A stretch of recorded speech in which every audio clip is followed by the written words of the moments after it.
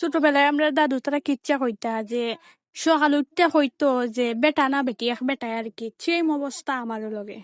আসসালামু আলাইকুম এভরিওয়ান, আপনারা সবাই কিতা করেন? আই হোপ অনেক অনেক ভালো আছেন, আমিও ভালো আছি আলহামদুলিল্লাহ। এখন তো টমেটোর সিজন নাই, তার বাদেও আব্বাই ফাইসইন আনচইন তরকারি খাইবার লাগে, আমি আম্মারে তরকারি খাইবার লাগে দিছি না। আমি কইছি না না আমি সস বানাইতাম বানাইতাম করে বাক্কা দিন বানাই নিমন না আর কি। যেরকম ইউটিউবে ভিডিও দেখছি সেম ভাবে বানাইছি, একটা উপকরণও বাদ দিছি না। তবে আগার আগার পাউডার তো আমি ফার্স্ট টাইম ব্যবহার করছি না নি, আর কতটুকু দেন এটা আমি জানি না।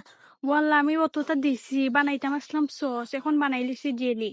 ও আমার দাদুর কথা মনে হইলো, বকরির কিচ্ছা হওয়ার মাঝে এক বেটারে কি হইছইন। ও বেটায় ঘুম সারা রাত ধরেও কিচ্ছা হইছইন, বেটায় সকাল উঠতে হয় বকরি বেটা না বেটি। আমিও ঘুম থেকে উঠিয়া দেখি এটা জেলি না সস। আমার প্রিয় রাঁধুনি আপুরা, আমারে সাজেস্ট করুন, আমি এটা দিয়ে কিটা করতাম, ফালাই দিতাম না রাখতাম।